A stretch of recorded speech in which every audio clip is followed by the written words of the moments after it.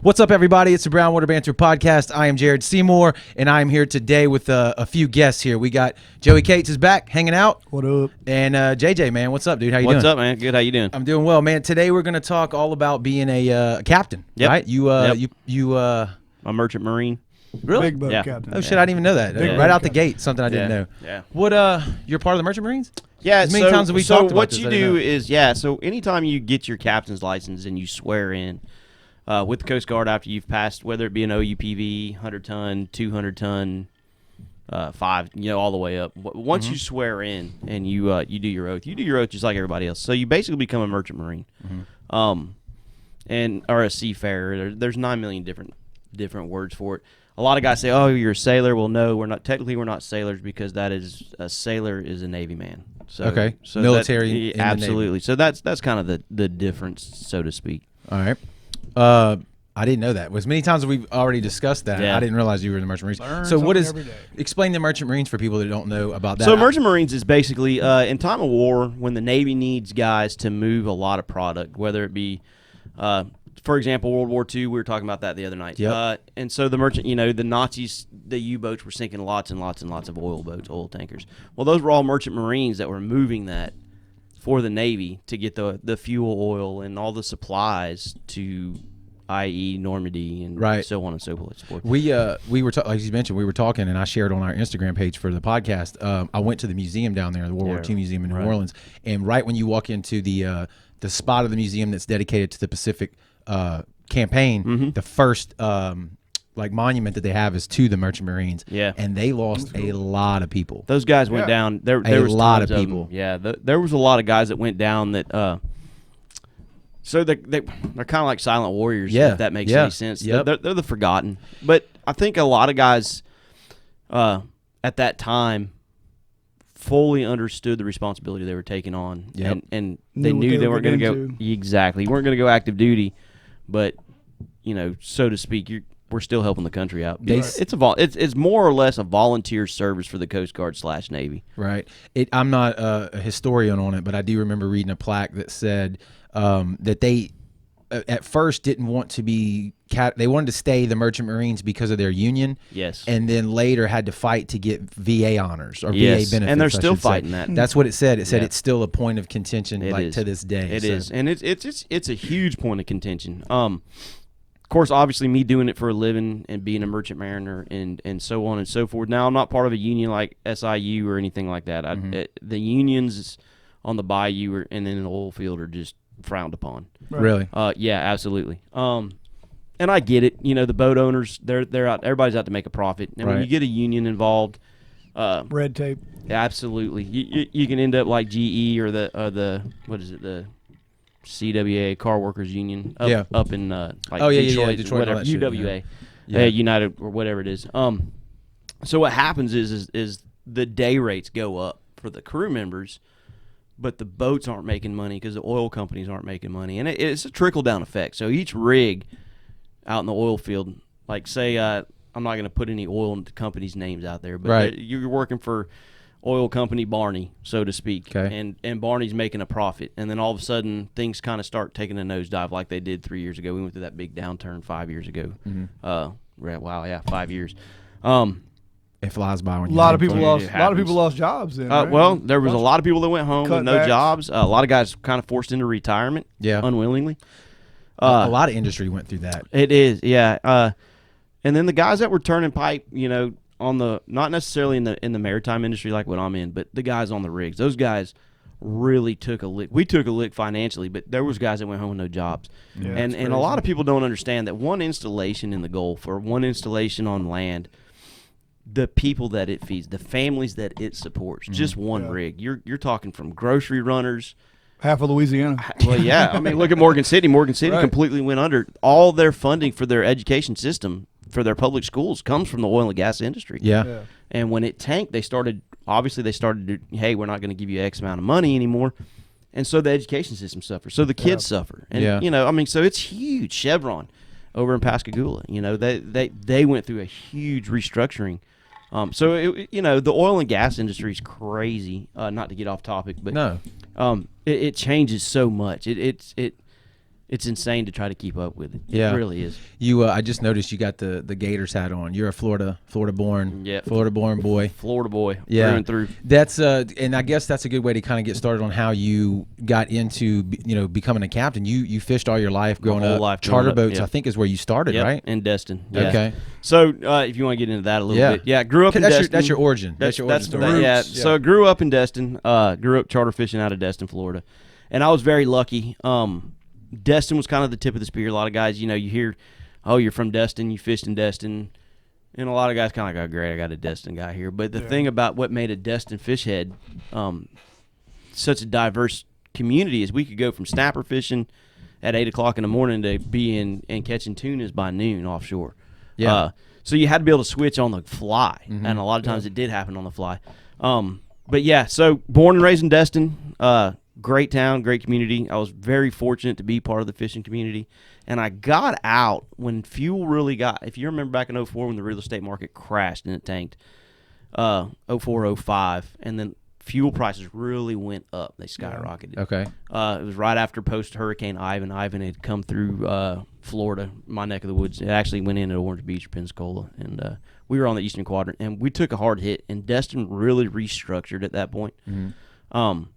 But the government stepped in. So at the time, you were getting hit not only with new federal regulations for the snapper fishing, which we all know that's terrible. That's the worst managed fishery there is. We got to try to get some of the Department of Marine guys in here to talk about that from their side of the, because it does seem it's very frustrating for all the recreational guys. Yeah. It's kind of like thorn in their side because everybody gets aggravated with the regulations. But I got to assume they're trying to preserve the fisheries, right? That's just us going out there trying to catch it. These guys are fishing for their livelihood. Well, that's to say you got a whole different set of rules, and then there's I know down here there's the kind of the whether it's face to face or kind of behind each other's backs, but talking.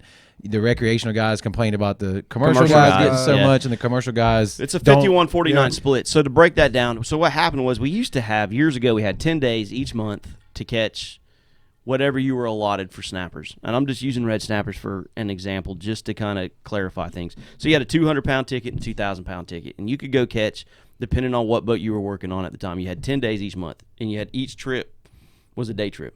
Okay. So you go catch 2,000 pounds that day, or you go catch 200 pounds that day, whatever your permit kind of. Right. And so guys were you could charter fish and or commercial fish. So when they switched to the IFQs, which is an individual fishing quota, you were only allowed 6% of the total allowable catch in your name. So they went off catch history. So example, Joey owns a boat, you own a boat, I own a boat.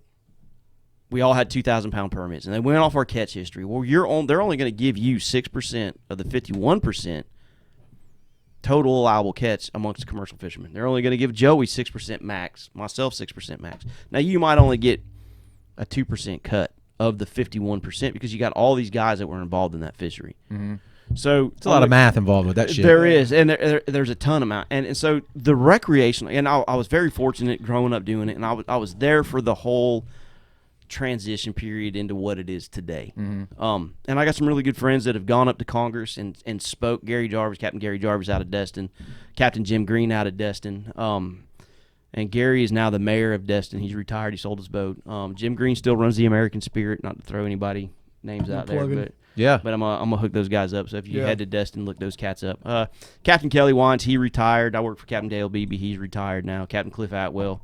And a few other guys growing up throughout the fleet that have all kind of they had their feet on both sides of the spectrum. They were also commercial fishermen and charter fishermen. So the charter fishing really was the meat and potatoes of the business. Right. And then it switched over. In the wintertime, we'd put the commercial boxes on and we'd go chase snappers and tunas and whatnot. Well, you were doing both. Yeah, absolutely. Commercial and charter. Yeah, absolutely. Okay. I can't tell you how many times. There's a guy I worked for, probably one of the most hard-charging cats you'll ever meet. And he's 70-something now. He just sold his boat in November.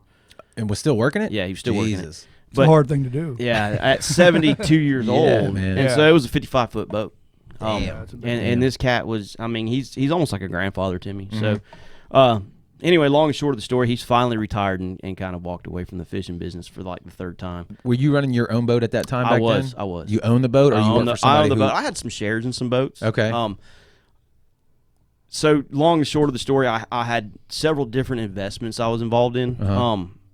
And so when the market really tanked and the fuel got $5 a gallon and the government got involved, I saw the writing on the wall. So you were out. I was out. And I was going through a divorce at the time. Yeah. I think that's kind of the every fisherman's Tail. boat captain's tale. It's not how many times. Tail of the It's not a sea. matter of if. It's just a matter of when kind of thing. When and how many. So I was going through a pretty brutal divorce, and All you do is fish. that's it. and people don't understand, dude. When you're doing it for a living, and I got really burned out. I did it from the time I was 11 years old, Right. until I was 30 years old. I fished every single day, 290 to 310 days a year. I was on a boat chasing fish. And so whether I was and I was pretty lucky because I got to do it in the Gulf, and I got to do it in Panama, and I got to do it in the Bahamas, and I got to do it in Costa Rica. After that much fishing, though, do you still? Is it the same Is thing? it a job or a hobby? Yeah. To me, I mean, how many times have we gone fishing together? Yeah. 0. Not many. Exactly. At all. Exactly. So my point being is, and it's just like anything else. I think anything that you do that much, when you're 300 days a year Right. doing that, they go, "Oh man, that's the life." No, it's really not, Because because you're burnt. You want to get off a boat and go to land. Yeah. We want to get off Y'all a wanna land and get go on- to the boat. And so when I made the transition from the fishing industry to the oil and gas industry, and I became a professional captain, and that's not that I'm not taking anything away from the fishing side of it, but Right. the professionalism on a merchant mariner versus a fishing boat guy out of Tampa, Florida, or Biloxi, Mississippi. I mean, I tell guys all the time, you haven't driven a boat till you've gone to Louisiana and seen where we stick these 300-foot boats or 250-foot boat. We stick them in some god awful places. So that brings to the next kind of segment is you left the commercial fishing, and then also charter fishing down in Destin. Sold and my boats, got out of the business. And went through the that's divorce. that's one license, right? Yeah. Well, that was all Captain's on a license. 100-ton license. Yes. But it all grows, right? Yeah, it does. It all starts with your, what you call it, 6-pack, and then You you get give OUP. you- Yeah, it's a OUPV, and so you can go a couple different ways about it. So let's talk about the license you had right then. But when you're I in had a Destin- 100-ton license. Okay. In Destin. What does it take to get that? You go through your OUPV class, What's and which is an operator of an uninspected passenger vessel or something. It's a 6-pack license. Yeah. So the guys that run around Charter here- boat. I think it's something different Charter when I think boat. of a 6-pack. Yeah, Yeah. well, yeah, so do I. Right. But the guys that you see like in Biloxi Bay on the small charter boats, that's a 6-pack license. Those guys can operate up to 6 passengers, less than 50 gross tons. Okay. So anything you start jumping up in tonnage, you can go to a 50-ton license. You rarely hear of that size license. Most of the guys go from a 6-pack to a 100-ton, and then that's kind of where they stop at in the fishing business, because you need a 100-ton license to carry over 6 passengers. But the gross tonnage of the vessels are hardly ever that close. that Yeah. big. Yeah, I mean, you might get a boat that's 89 or 90 tons, and that's a big boat for the fishing industry. That's huge. 72-foot boat.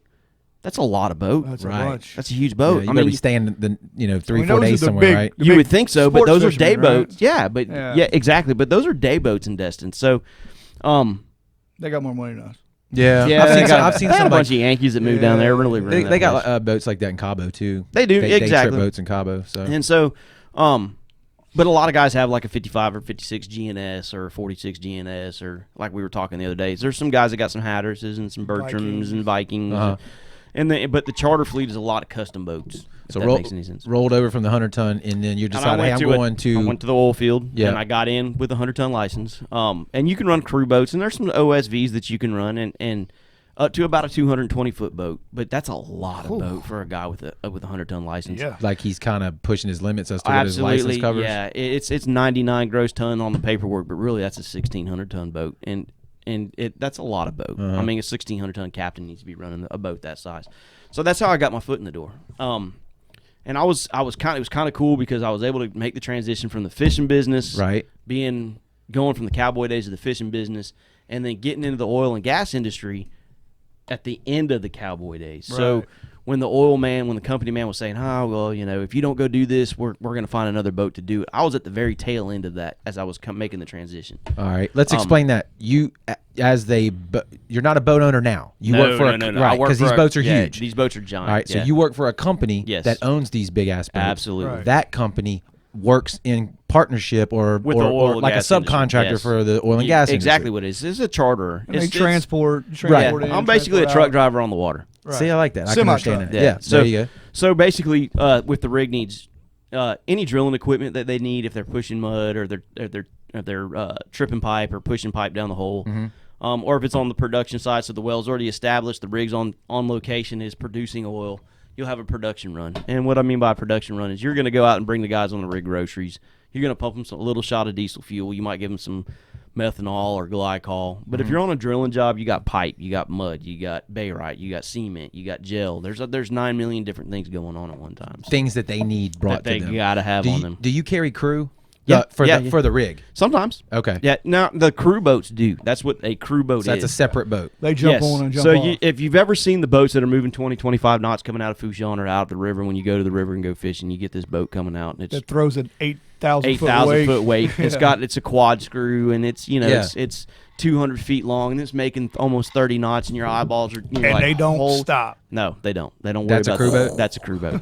So what their job is they're going to put the rig crews on. What it might be Schlumberger or Halliburton guys or whatever. Nowadays, a lot of guys fly. Yeah, Believe it or not, it's a helicopter, hell of a lot cheaper to fly guys in and out. Right. It's quicker. Than it is, and it is way quicker. But the price, believe it or not, because it's just kerosene, and you're paying for everything for cost. So do you put a helicopter in the air and fly the helicopter out with the guys for 30 guys? Because the helicopters are huge now. They're all the size of They're all built off a military airframe that can carry a passenger helicopter.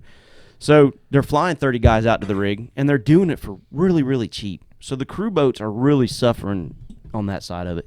But I'm on OSVs. So I went from a 100-ton to a 200-ton license. Okay. And then I went from a 200-ton, and I studied. And it was around the time I met y'all. Yep. And we started hanging out. I was doing a lot. If y'all remember, I was on the boat for 28 days, and I'd go to a class. Long time. And then I'd I'd go to school. and I'd go to class for 14 days, and then I'd go back on the boat for another 70 days to pay for another class. And I jumped up to my 500, 1,600-ton license, and that's where I'm at now. The next step is a third mate unlimited, and I'm really not interested in going that big. That's when you really start getting into like the 600, 700, 800-foot container ships. What is that? Yeah, what does that boat look like? So it's a ship. Right. So if one carries all like- that stuff with, like shipping containers, the big gigantic Yeah, ones. exactly. Right. Now you're talking. It's unlimited tonnage. Wow. So it doesn't matter that there's no tonnage limitation on my license. Does that make sense? If you got that next if I one. went to that next step, Right. But financially for me right now, and where I'm at in my career and where I'm at in my life, I just don't see myself pursuing going on any further into my license. Good. The 500, Good where you're at. 1,600-ton license is big enough. Yeah. It's as big as anything I'm going to need to drive in the Gulf of Mexico, or whether I go to Trinidad or Peru. We got some jobs that are opening up overseas, and a lot of the oil and gas industry is going overseas. And so some of that, yes. But right now, I'm pretty comfortable. I'm good. We had this conversation. I don't remember when it was. It was a while back. But what was it like? Like because I'm super green when it comes to what you do, right? And we talked about it. What are you studying when you're studying to become that, to get that license, right? So a lot of it's like stability. Stability of the that's what vessel. you explained to me. It's a lot of trigonometry, believe it or not. See, kids, pay attention in class. Yes, exactly. Do your math. You might use it one day. So the one thing that like I was horrible with in school was math. I was great at English and could write an email with my eyes closed. I'm gonna go be a ship captain. I'll never use this shit. I'll never use this shit. And I'm going to be a fisherman. I don't need screw this teacher, you know. Yeah. And then Flash forward, 30 here I am, years, you're 20, like, yeah, son of a bitch. Should've And so I'm stayed. calculus. Miss Smith was right. Yeah. Trigonometry. Well, I don't know shit about trig, but my teacher, my thank God, my sister is a math teacher at Ocean Springs High you got School, lucky. so I scored on that. Dude. Yeah. Hey, go show me how to do this. I'm a retard. That's it. Yeah. But why trigonometry? What are you using that for? Well, you're using a lot for stability of the vessel. So basically, Weight and balance? Yeah. And the guys that are listening to this that are boat captains are probably going, "Oh my God, this dude's really gonna try to explain this shit," because you can't. Right. You have to physically sit down and look at it. So, but you got what you call a vertical center of gravity, and that changes throughout the vessel depending on what you have below deck cargo, on deck cargo.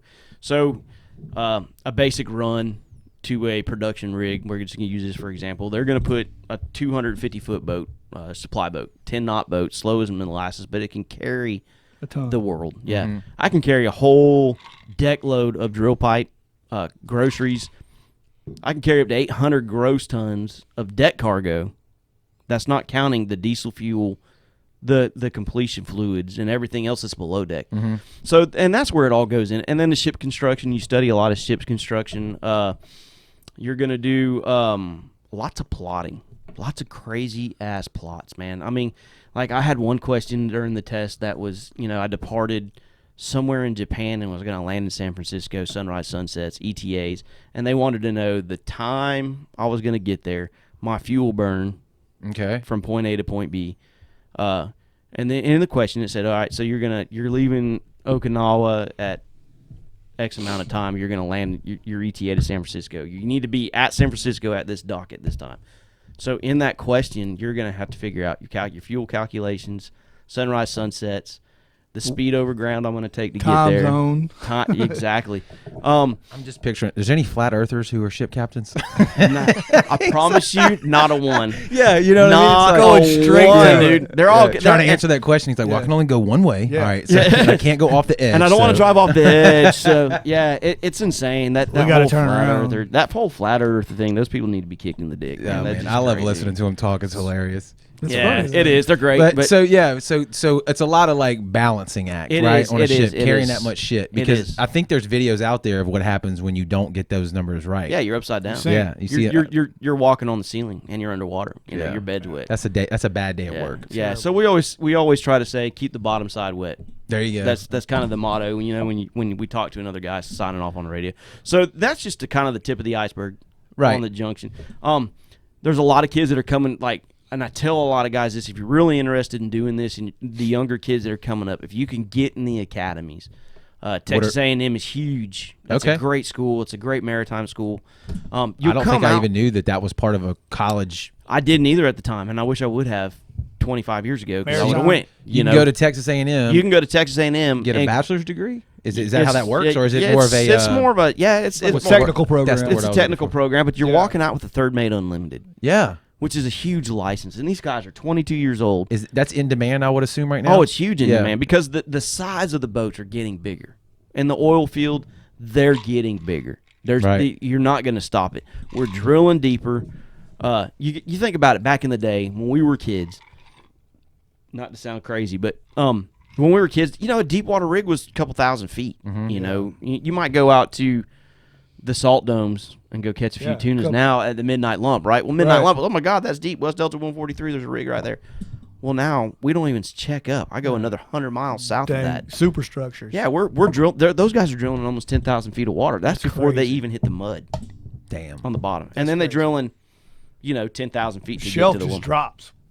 Yeah, off. it's so the boats are getting bigger. Why So are they going deeper? Regulation, or that's where the oil's at? That's where the oil's at. I was talking to a buddy of mine at work, and we were talking about that, and we were talking about the regulation part of it, right? Because I know, like in Florida too, they don't want to see those rigs. Yeah, at the 9 Mile coastline. Coalition but, or whatever. Yeah. But it also makes it more difficult when there's a problem, right? When you're drilling in 10,000 feet of water, like Absolutely. the BP deal, Something goes wrong. right? It's a lot harder to fix It's than a lot 80 of foot of water, right? Yeah, absolutely. And so 80 feet of water, you're close to the beach. You Right. can get a boat there quick. Right. You can get a Yeah. diver down there. Anything, yeah. you know what I ROV and everything at that depth is all ROV work. So they got these boats are 400 feet long, 600 feet long.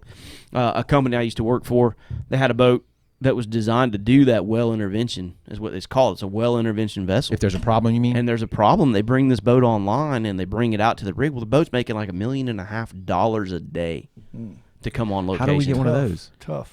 Yeah, no, How do right? we get one of those? You got to have a coon Amazon. build it out down there on the Amazon. bayou and I'm drag sure it out of the Amazon bayou. carries Right? them. So order I'm one of sure those. Yeah, Amazon- you can order it online. Get it order tomorrow, Prime. It's like $1.5 million a day to get this boat on location to do what it does. But the boat sits a lot. Don't get me wrong. Yeah, right. But when shit hits the fan or when they got a job coming You hold up, all the leverage on that boat. Yeah, Right. yeah. Well, you want it done. You don't want to pay that? Okay. Okay. Call me. We in, won't call me in show 2 up. days. Yeah, call me in 2 days when you really got a problem. Exactly. So there's a prime example. Everybody just they can't fathom the money. If I could just have 1% of the money that's wasted Oh yeah. in the yeah. oil and gas industry, Yeah. I would never have to sail again. Mm-hmm. I would never step across a gangway to go on a boat.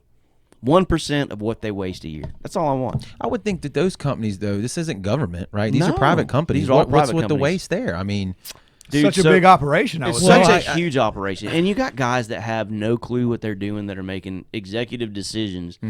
And I could get into this. Like the dispatchers really don't pay attention. Their sole purpose in life is the rig calls. The rig needs this equipment, so they go line up the equipment. The equipment's delivered to the boat. They put the equipment on the boat and they send it offshore. That is all the dispatchers. He is the liaison between the vessel and the rig. Okay. He's the bitch boy. Okay. Does that make any sense? Okay. But a lot of times those guys think that they're going to make decisions, and so they start kind of rolling with the punches, so to speak, or things kind of start snowballing on them. Mm-hmm. And then next thing you know, we're making multiple runs to a rig when I could have put everything on the boat. Yeah, exactly. And, stay in your lane, bro. Yeah. and I tell them all this all the time. I go, well, if the rig knew and you knew that we needed this piece of equipment, we were waiting on it, why did you send me 115 or 140 miles offshore to go drop off one piece of equipment to come back to the dock, only to put on another piece of equipment to turn around and go right back out? What's their... the rig's not shut in. There's not stopping it, but those guys just feel the pressure from the company man on the rig. So you have to be in that industry to really know what I'm talking about. Right. But it's an insane amount of pressure on those guys. I'm sure, like you're saying, the logistics in there. It's insane. It's insane. Yeah, it is. I mean, you got to think these guys they're responsible for like a company man on a rig. A drill ship. And I'm not going to throw the oil company out there, but we were working with two drill ships. They were $1 million a day to have that drill ship on location drilling a hole. Jesus. And I worked with those two drill ships. So it's $2 million a day just to have the drill ships on location. And I worked with those guys for almost 2 years. And we chased the boat around the Gulf.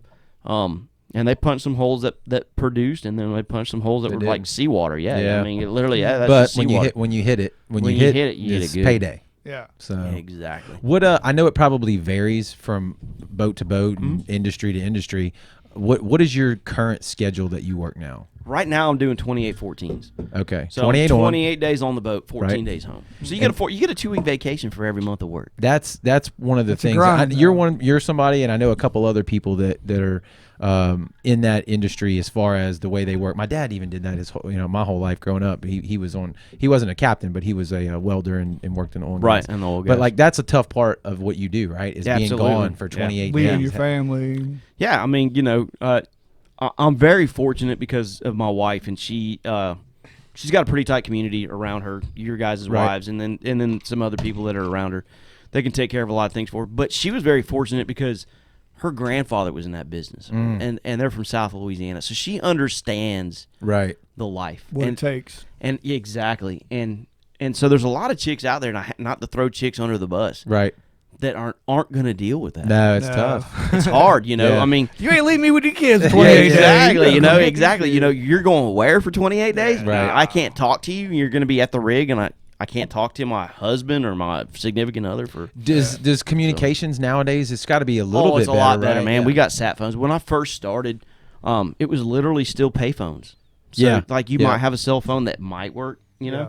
But you come to the dock, and there'd be a line at the payphone, and guys were all lined up to calling home to their old ladies. Yeah. And Did you knew when the old lady stepped out on the dude because the dude was slamming the phone down, and then he's bolting to the gate and over the fence. Wait till I get home. Exactly, and he was jetting, and all the shit's still sitting on the boat, and you're like, hey, dude, where you going? Do you have? Got to get Jody away from the wife. No Yeah. shit. Yeah, I'm gonna tell you right now, he just needs to pay a bill or two, dude. Nowadays, like, pay my light bill, man. My mortgage is pretty high. Hook me up, man. You cut the damn yard every now and then. Shit, dude. Just come through, make a pass, man.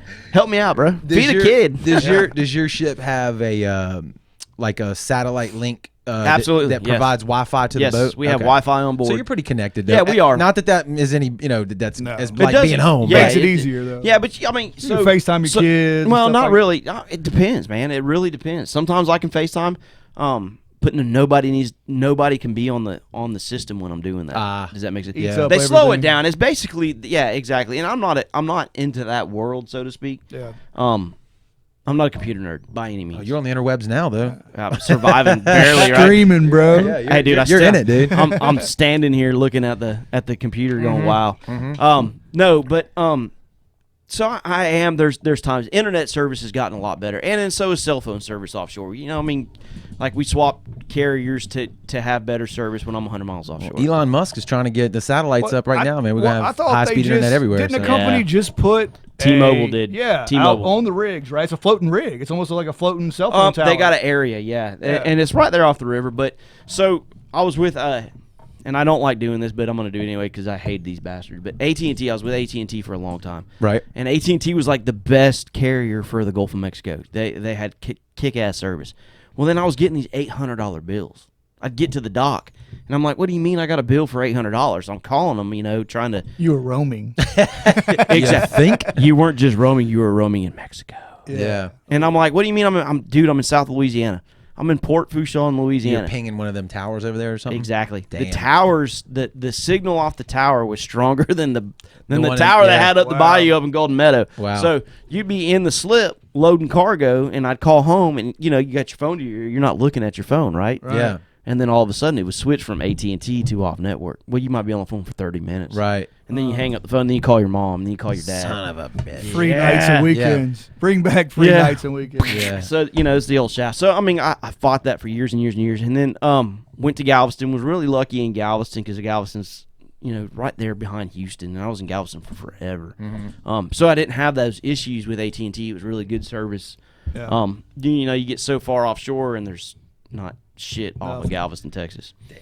So, What's a regular day in the life of a captain? me? Yeah. Yep. um, When you're out, obviously.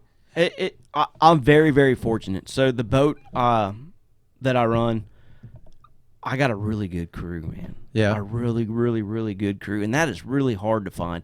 So if y'all follow me on Facebook or Instagram, every now and then you'll Yeah, see me say, Instagram, "Hey, yeah. congratulations to." I want to throw a shout out to my guys because they did Coast Guard, ABS, so on, and we go through our annual inspections of the vessel, and so those guys make my life easy. So I'm up at 8:00. I go make my round to the bridge, and I'm gonna go. I'm about to go work out, so I'll make a round up to the bridge, check out things, check emails. Breakfast? Sometimes if I'm lucky. Y'all got to cook Y'all on cook? board? No, everything? we cook our own meals, dude. Damn. But look, so this is where you need the 400-pound deckhand. The guy that can't walk outside to rig cargo is the cook. Never trust a skinny chef. No, True. ever. Never. You can do that. Trust You the can make skinny that chef. kind of assignment. Like, look, dude, Yeah, you don't have to dude. do anything I'm else. Just God. cook. Yeah, you're God. I'm God. So I tell everybody, they go, "Well, what do you do?" I go, "I'm God." Yeah. I'm yeah. basically, and there's a lot of guys that take that to the extreme, obviously. Yeah. Yeah. I've always told my crew members, if I have to tell you what to do, you don't want me to find the job for you to do because I'm Yeah. gonna find the shittiest. And when I mean, take the toilet off, Mm-hmm. change the wax ring out, some crazy off the wall shit. With a toothbrush. How many crew Yeah. members do you have on your boat? So right now we have a 12-man crew, Okay. Including yourself? including myself. Yeah. All right. So I have 2 bridge officers on each watch. Those are licensed guys just like myself, but I'm just the one that's basically I'm the fall guy. So shit hits the fan. Right. They're gonna point Blame you. fingers at you. It's me. Yeah, I'm not the captain. exactly. And you can't, dude. I can't tell you how many times that's Yeah. Got to happened. go down with the Yeah. ship, bro. You Yeah. got to go down with the ship, man. Yeah, I mean, you get these guys and they come on the boat and they're cock of the walk, and then the Coast Guard walks on. They ask a question. They go, "I'm not the captain. I'm that dude over Talk there to that is." guy. So I mean, and you're kind of like, "Oh shit." Yeah. But like I said, I'm so lucky to have such a great crew. I'm really blessed because those guys really know what they're doing inside and out. So 8:00 in the morning, get up, go check on the bridge. You said, make sure everything's Make my kosher. rounds. If we're offshore, yeah, obviously I'm gonna go up, talk to the rig, talk to the guys in the bridge, find out kind of what's going on. Talk to the engineering department. Check my engineers, my chief engineer. Now you're tied up to the rig at this point. No, right? we're Or- on DP. We don't tie up to Okay, the rig. so y'all yeah, just- we're at the rig working. So Yeah. dynamic positioning. We were talking about Yes. that earlier. Yes. So the boat's on DP. We got a pump on or a hose on us. We're pumping mud, or they might be picking up cargo or whatever. It's basically a computer system holds the boat in position. And You're I'm not like, dropping an anchor. You No, got, yeah. you got There's- thrusters that are keeping you where you need Absolutely, to be. Right? yeah. And it's all in computer managed, more or less, right? Absolutely. Yeah. Yeah. autopilot looking. There you go. Kind of thing. Yeah, it's a big ass panel with a lot of buttons. A lot of y'all, you and a couple other guys, when they take pictures of the bridge, Yeah. I always see it's that big, looks like a big tablet, That right? screen, yeah, it's like a giant cool as tablet. shit. Yeah. Looks And like that's some the shit deep- off the Enterprise or something. You know, kind Star of, Trek yeah. shit. It's pretty crazy. So the DP system's doing its thing. Mm-hmm. So I'll go up and I'll check with my DPOs. Those are dynamic positioning officers. They're also captains. We all have to be a DPO. So I'll check with those guys, check status of the boat, call engineering, check emails, and then giving it all she's got. giving us Captain. all this gold, Captain. I can't give it no more. So he's just back there. He's making sure the engine's running, purring like a kitten. Absolutely. Okay. And then he's doing what his kind of engine you got on that boat? So that boat right there, we got 3516 Caterpillars. Okay. For main engines. A little bit of Diesels? horsepower. Slow, yeah. They're not super fast. That's one thing I do like about the crew boats. They haul ass. Yeah, but you don't. But yeah. yeah, but they you're can't not- pull what you can pull. No, but I Right. can pull the house down. That's right. exactly. But then for should do- main engines Or or tug of wars with those boats. for gens, we've pulled some guys off Sure, some it's shit happened. like Yeah. Baptiste Colette. I had Yeah. a buddy of mine. He called me up one night. He was coming in. Hit that big flat. He hit the flat and Baptiste Colette, stuck bigger than shit. And here he is with this 200-foot boat pushed up in the mud. Hey, where you at? I said, I'm coming in behind you. Why? He said, I need you to hook up to me and pull me off this That's mud like bank. a little friendly favor. Don't Yeah. tell the company about this. Don't call the Coast Guard. Or What the company. heck do you hook up with? Giant ass ropes. Got to be big. Yeah. I would've So thought chain, six. but No. too heavy? No, yeah, you ain't gonna pull them with chain. We 6-inch hawsers, That's towing hawsers. Not every boat's got them. You know, Yeah. I mean, it's so a lot of guys that in y'all's world, not to, but 1/4-inch rope, 1/2-inch rope's pretty big. Yeah. Huge. Yeah. But I got guys throwing 2-inch, 2.5-inch nylon. Uh-huh. Deckhands. So a 6-inch hawser's kind of what we use to pull guys off the mud. That's Depends big. on how stuck you are, man. Yeah. I mean, you drive that thing on up in there at 4.5, 5 knots at night in the fog. a lot of mud over there. It's a lot of mud. I'm gonna have to put some oomph on you to get you out. Yeah. So But I don't think we finished it. So you hit the gym, you checked the bridge. yeah, No, we didn't make it to the gym yet. You checked the bridge. Yeah, you checked the bridge. get my Yeah, little I gotta- workout in, yeah. get my little pump in. Okay. Go get cleaned up, and then I come on tower. and Decent gym on the boat. Yeah. Got everything you need. Dumbbells. Pretty much, yeah. I Got mean, you got elliptical machine or we got treadmills. treadmill. There Yeah, you go. dude. Yeah, Comforts of home, dude. You just swim. Yeah. Yeah. It's a lot of water to drink, dude. And then what after the gym? Then, So you get cleaned up and you come on tower, what we call coming on tower. So you come up. Your shift starts yeah, officially, and your right? shift officially starts. But as the master, you really don't get the break. You're pretty much your shift happens whenever. Right. So they can wake you up if they need you. yeah, exactly. So and you got company policies and you got oil company policies that kind of fall in line with some things. So if we were pumping any below deck cargo for one oil company I worked for a long time, anything that was below deck that we were pumping, so i.e. fuel, gel, barite, cement, anything that they needed from the tanks below, I had to be up. Whether I was on watch or not, I still needed to be awake. Just in Me case. and the chief engineer, exactly.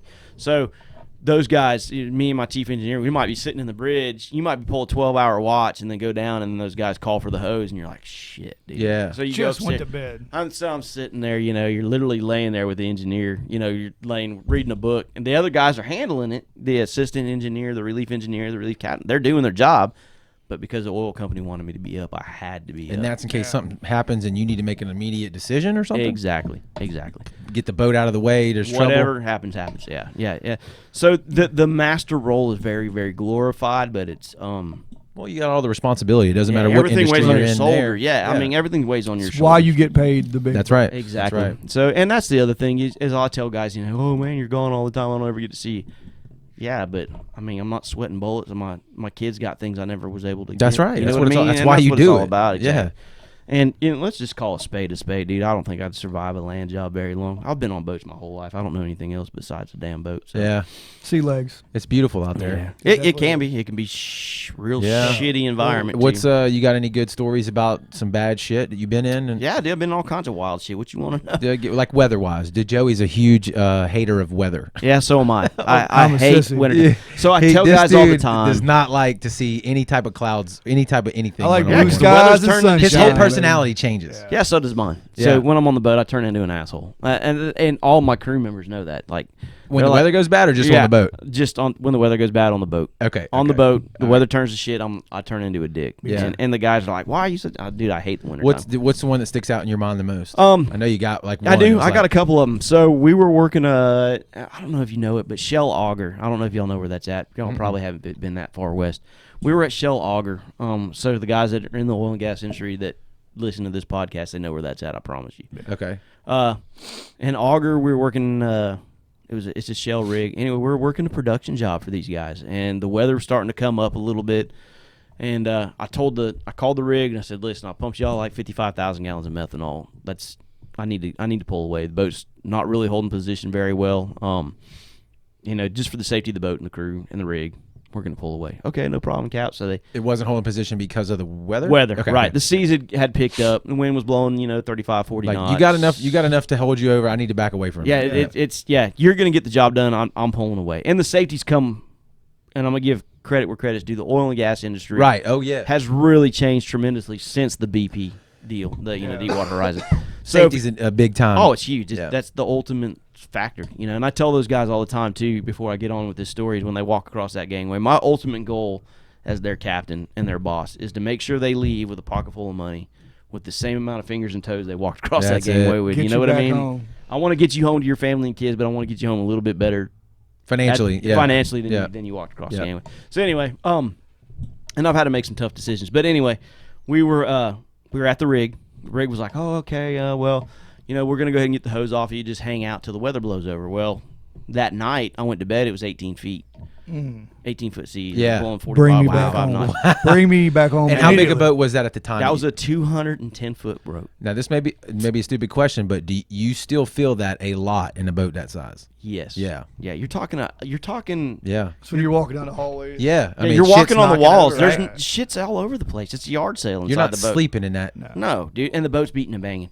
So I went to bed. It was 18 feet, blowing 45 knots. Were you connected to the rig at 18 feet? No. Okay. We had pulled away. We were running what we call weather patterns. So you just drive back and forth. You drive into the weather, into the seas, and then you turn, you go down, see for a while. Right. Then you turn around, and you go That up, was see going to be for my a- next question. Yeah. You just put So- the bow to the wind, right? Yep, bow into the big seas, into the big point. You put the pointy end of the big waves, and just go for a Ram while. it, the pointy end and jam it into that wave. Straight Yeah. through the wave. Yep, and just go slow. How do you turn around to come back down? carefully? You got to time that shit You out. do. don't Not you? in a wave. So I mean, like I tell guys all the time, like we get a green captain. Like say y'all came on the boat, and I'm fixing to go. I've been up for 24 hours. I'm exhausted. I'm going to bed. All right, everything comes in sets of 3, right? You surfed, been on boats. So everything comes in sets of 3. So you take the 3 big waves, and then you go, okay, I got X amount of time to turn. And at night, it's really tricky because you can't see, right? So you're doing it in the blind. Bring me back home. Exactly. So What do? You just cut it hard one way and just floor it?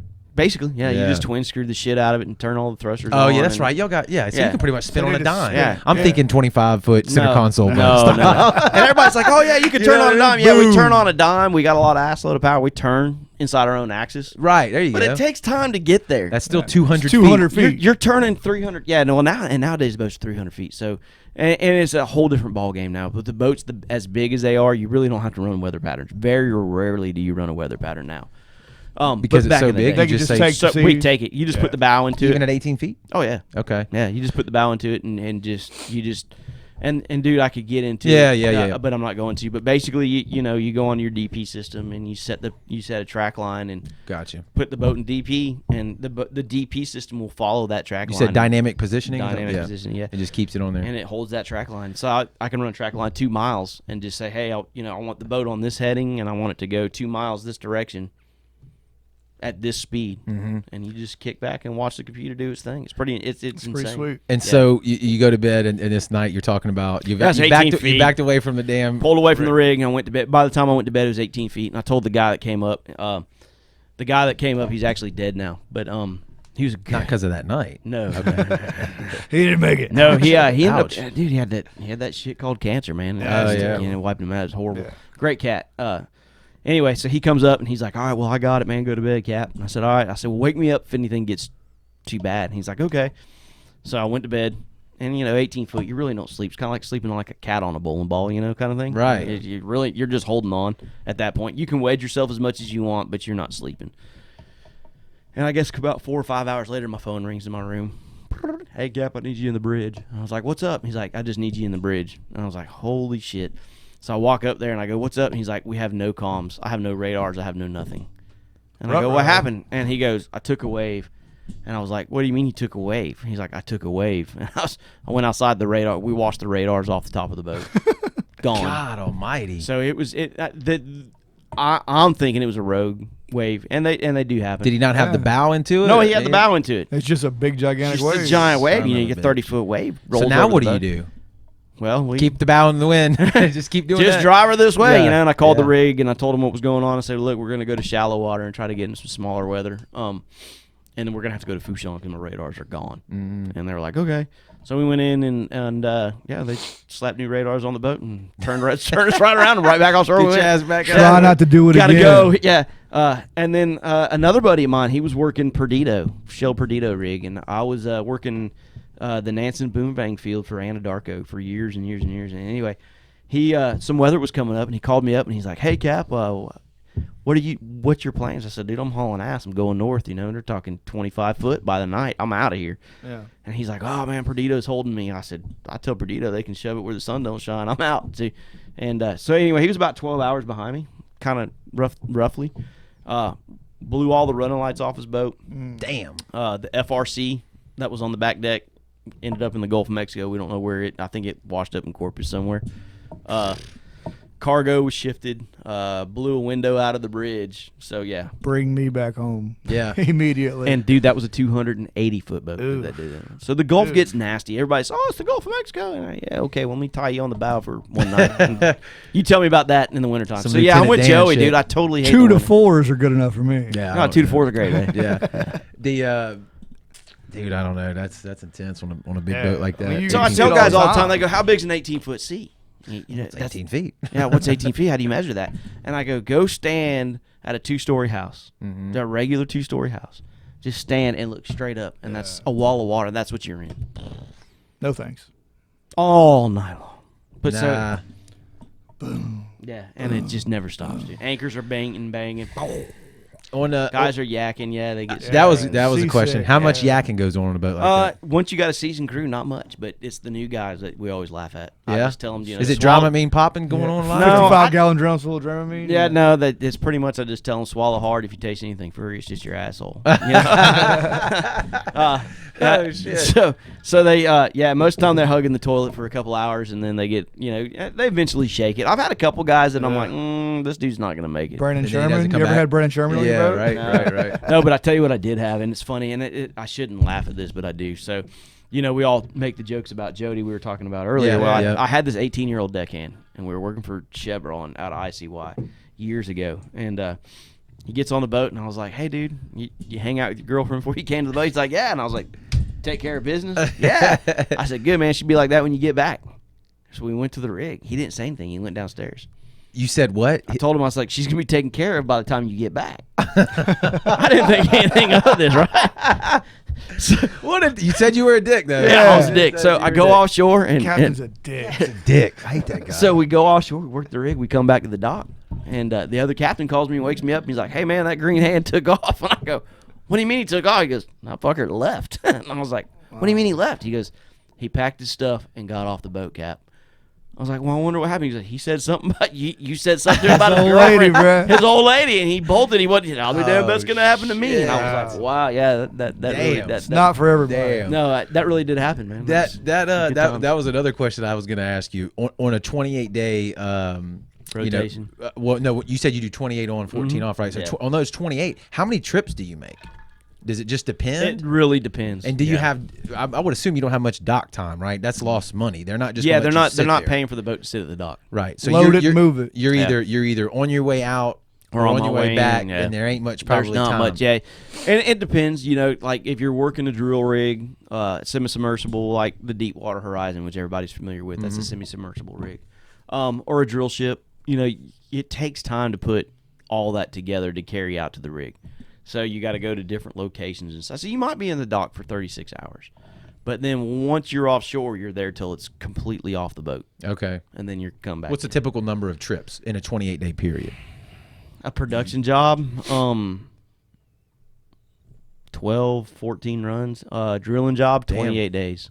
28 days offshore. I mean, I've literally gotten on the boat, taken the boat offshore, and stayed at the rig for 28 days and never came in. And then What do you like better? I like the in and out. Makes time go fast. Yeah, the Something to trips, do. more Yeah, trips. absolutely. Tied up 'Cause to a rig for 28 days. it sucks. Yeah, very you're bored. staring at the same thing. And I tell guys, Yeah. I go, man, it's a floating prison. And my wife really gets upset when I say, oh, I'm going back to jail. I got my bags packed, back to jail. I go, and she's like, oh, I hate it when you say that. And I go, well, it Can't go nowhere. Freaking kind of true, is. yeah. Can't drink, can't get off the boat. I was gonna ask that, but then I was like, I don't know, maybe y'all can't drink out there, even when you're off. Nope. Well, you're the captain. You're always on. Yeah. What about But fishing? no. What about fishing? That was So, I'm going to tell you a little story. No on the fishing, and it sucks because some jackass. Is that a rule? Yeah. Company rule or something? It's my company's rule. Okay. But it's pretty much fleet wide nowadays because you get one jackass or two jackasses that ruin it for everybody. But the story behind the company I work for is the guy that put the kibosh on all the fishing. They were at a drill rig. This poor bastard boy. This poor bastard. He's never going to live this he's down. never right? gonna live this down. So he takes his stone. They're catching tunas, and they caught a handful of tunas. And the captain that was the master of the boat I'm a good buddy with, and he was telling me, he's like, I can't believe it was his chief engineer. And so this dude's like smart as shit, And anybody that's been around the maritime industry, the engineers are the guys you don't really mess with. Right. You know what I mean? They're the hardcore, hard charging, smoking cigarettes, unfiltered, rum in their coffee kind of cat. Right. Yeah. Well, this dude takes a sharpening stone after they caught some tunas, and he duct tapes it to his forearm because he's going to sharpen his fillet knife on the back of the 280-foot boat. What could go wrong? That goes against everything smart you said about being smart. Exactly. I don't understand. Exactly. that. So the first swipe of the blade across the stone into the vein, cuts his bicep completely off the bone. Yeah. Like jabs the whole knife. I mean, to be so smart and yet so dumb. Yeah. So now exactly. you have a medical. So now you have a emergency medical on board. emergency on board. Do you have medical personnel? We do. We have a few medical personnel. A lot of captains and believe it or not, that's some of the training we were talking about earlier. Like first aid. Absolutely, type stuff? basic first aid. We can get all the way to the point of pushing medicine. I can get you pretty much bandage up. I can pretty much diagnose a lot of things quick. Basic, not just first aid, but like internal medicine. There's a lot of that goes into that. So there's a couple classes you have to take to get through that. What in that particular situation? What are we doing? Are you calling the Coast Guard to come get a helicopter out there to pick Oh that no, guy you up? call the rig, and the rig they picked him up and flew him in. So he boards the rig. we then they fly sent him. him to the rig, and then the helicopter came. What an embarrassing. Yeah. So tell me again what you did. I don't want to talk about. I don't want to talk about I it. taped this thing to my Did he? arm. Were they catching fish that day? God, they busted their ass, dude. That's the sad thing. They were catching the shit out of it. Ah, damn Yeah, it. so, dude, because of that, now it's like don't fleet fish. wide, yeah. Because you got to think, just the helicopter flight alone was probably $10,000. Then they had to pay for all the And then all the medical, But, like, because he's at work. What about a morale thing? Right? We all laugh our ass off, and it sucks. No. I mean, like if you're on there, like you're talking about for a 28-day sit in one spot kind of thing. For morale, I would think fishing would help. Yeah. It You know what I does. mean? It does. And I mean, hand line something. Shit. The rules were made to be Sunkist broken. can. Yeah. Rules are made to be broken. That's true too. That's true too. We had a safety guy come on board the boat one time, and I'm not gonna say any names. Robbie Nakeen. He came on board my boat. Specific. Yeah, I know comes that on the guy. boat, and he's doing his thing. He's one of our safety guys. Does a great job at what he does. Anyway, he's doing an inspection of the vessel, and he finds a skein of mono, and then he finds a couple hooks, and he's like, "You aren't fishing, are you?" And we're like, "Oh no." Sewing. It's a display. So- That's for the high water alarms on the build Yeah. system, so we can check the high level Nice. alarms. And he's like, "Yeah, bullshit." So anyway, he left with our mono. And, Oh. but he left the hooks. And that was a Coast Guard guy? No, this was one of our safety guys in the Okay. company. Yeah, he's HS&E cat. Son of a bitch. Yeah, fucker. What's the relationship like with the Coast Guard? Or those your Yeah, I think yes, those guys are our heroes. Yeah, and yeah, all in all. that's what- So the Coast Guard kind of gets a bad rap. Those Really? guys, yeah. In our industry, they're kind of, do you want to deal with them or you don't want to deal with them? And I tell people this all the time. I don't mind Coast Guard inspections. We keep a really, really tight ship, but as long as you got yourself in a line, you're good. Yeah, but here's the thing: is you get an extra set of eyes, Right. to come walk the boat.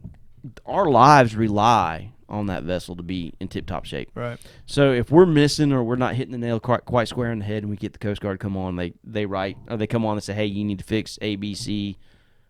I'm glad that they found ABC because now it's creating It's 3 less accountability. problems that could Right. kill you. Exactly. So no, those guys got a hell of a job. It's funny because you get them on the boat, and some of those guys are from like Iowa. Oh Jesus. And you're talking to this kid, and you're like, he's Hey. a 19-year-old kid, and he's got this whole freaking mindset of I'm in the Coast Guard, I'm on the water, and you're like, dude, you haven't seen, and then you start talking to these kids, and you realize this kid was fucking milking cows 6 months ago. Yeah. You Now know? he's out here. Now he's out here. He never even seen saltwater. Now he's out here telling me fucking CFRs, and you're like, Jesus. well, it's kind of crazy, but yeah, no, those guys are awesome. Coast Guard is those. I can't throw my hat off to those cats enough, man. Those guys really do a great job. They get a bad rap in the Gulf, like in Alaska. Those guys, the rescue swimmers and so on and so forth. Yeah. That's Yeah. that are crazy. dealing with the crab fishermen. Those guys are. I mean, think about it. You're going to jump out of a perfectly good helicopter, 60 knots of wind and 40-foot seas and 20-degree water to go save this cat. You know what I mean? And they're the last line of defense. Yeah. That's it. Without them, you're just You're done. dead. Yep. dead as You're rice. done. You're pretty much wherever you. I've seen those videos. They made a movie about it too. Yeah, It's they legit. got it Cold, there. drown. That's a bad way to die. Yeah, Yeah. It's definitely not the way I want to go. I want to go out in my sleep at 90. No shit. You know. Yeah, by a jealous husband. Yeah. That's a Damn great way Jody. to. That's a great way to wrap it Damn up. Jody. I think we covered it, man. I think we covered it pretty good. Dude. Yeah. That was a good talk, man. It's a lot to think about. You don't realize it. I mean, you just with that gas that you pump when you put it in your car it comes Get in from your car, somewhere. yeah. And there's a Comes lot from- of shit that's involved. There's a lot of shit. So yeah, it's pretty cool, man. The guys that comes when you tell them you work in the oil field, and so a lot of people come and ask me like, y'all are like one of the few guys that really know what I do for a living. So most people ask me, I gotta just work in an oil field. I don't tell them. I don't get a whole lot of detail, or I tell them I'm a truck driver. I There just you go. deliver goods to Yeah. the rigs Drive a and boat. kind of leave it. Yeah, you don't want to get because then they They get got this- cool CB handles. No, No, it's pretty. shit. Yeah, we don't No, have you that. should be the guy who introduces that into that world. I kind of got some nicknames from cats, but There you go. I don't think the radio is Maverick. quite that right. Yeah, exactly. No, but we got some dudes that are, but yeah. So it's a good time. JJ, thanks for stopping by Not and a talking problem, to us, dude. We have to do it again. Absolutely. If anybody's out there listening and you're in that world, you're in the oil and gas, you're a captain yourself or whatever, reach out to us, man. Take some photos of your bridge, right? Take some photos of where you're at. Absolutely. Tag man. us in it at Brownwater B, whether you're on Twitter or Instagram or even Facebook, hell, or hashtag Brownwater B. We everywhere. Yeah, we'd love to see it. We'd love to see it. So thanks everybody for listening. Until the next one, man. We appreciate it. Not a problem, man. Later.